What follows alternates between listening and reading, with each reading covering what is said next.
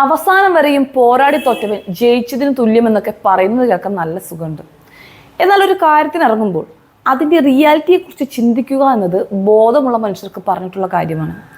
അത് നോക്കാതെ അല്ലെങ്കിൽ ആ രീതികൾ മാനിക്കാതെ മരണം വരെയും പോരാടാൻ ഇറങ്ങുന്നത് വിഡ്ഢിത്തരമാണെന്നേ ഞാൻ പറയും. ഇതിപ്പോൾ ഇവിടെ പറയാൻ കാരണം സാന്ദ്ര തോമസ് ആണ്. പ്രൊഡ്യൂസേഴ്സ് അസോസിയേഷൻ തിരഞ്ഞെടുപ്പുമായി ബന്ധപ്പെട്ട് നിർമ്മാതാവും നടിയുമായ സാന്ദ്ര തോമസ് നൽകിയ ഹർജി നിസ്സംശയം തള്ളിക്കളഞ്ഞിരിക്കുകയാണ് എറണാകുളം സബ് കോടതി എന്നാണ് കേൾക്കുന്നത്.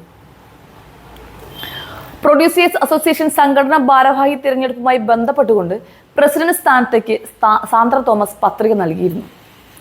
എന്നാൽ സാന്ദ്രയുടെ പത്രിക വരണാധികാരി തള്ളിക്കളയുകയായിരുന്നു. ഇതാണ് സാന്ദ്ര തോമസിനെ ചൊടിപ്പിച്ച കാര്യം.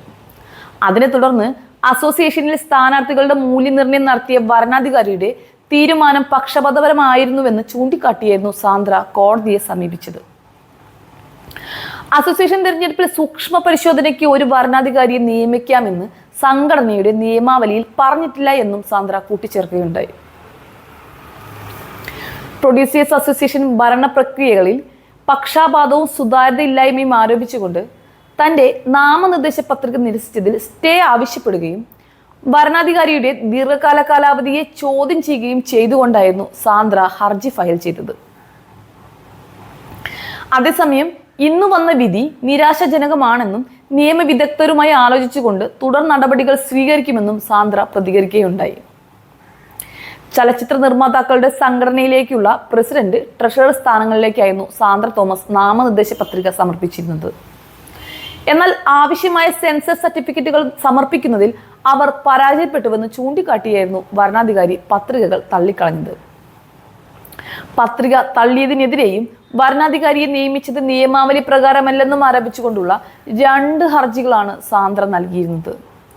ഇത് രണ്ടും കോടതി തള്ളിക്കളഞ്ഞതോടുകൂടി തിരഞ്ഞെടുപ്പിൽ മത്സരിക്കാനുള്ള സാന്ദ്രയുടെ അവസാന വഴിയും അടഞ്ഞു എന്നാണ് കേൾക്കുന്നത്. അതേസമയം സംഘടനയുടെ എക്സിക്യൂട്ടീവ് കമ്മിറ്റിയിലേക്ക് മത്സരിക്കുന്നതിൽ സാന്ദ്രയ്ക്ക് ഇനിയും തടസ്സവുമില്ല. അതിനിടെ ഹർജികൾ കോടതി തള്ളിയതിലൂടെ സാന്ദ്ര തോമസ് ഉന്നയിച്ച കാര്യങ്ങൾ വ്യാജമാണെന്ന് തെളിഞ്ഞിരിക്കുകയാണെന്ന് നിർമ്മാതാവ് ബി രാഗേഷ് പറയുന്നുണ്ട്.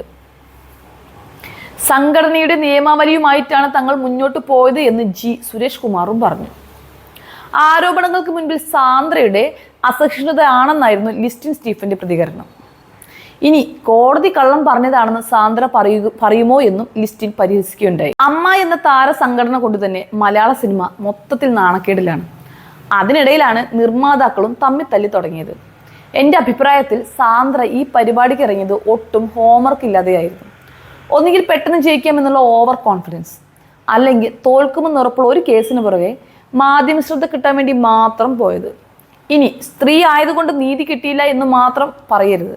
അങ്ങനെ എങ്ങാനും പറഞ്ഞ് പ്രസ്താവന ഇറക്കാതിരുന്നാൽ അത് മഹാഭാഗ്യമെന്ന് കരുതിക്കോളൂ.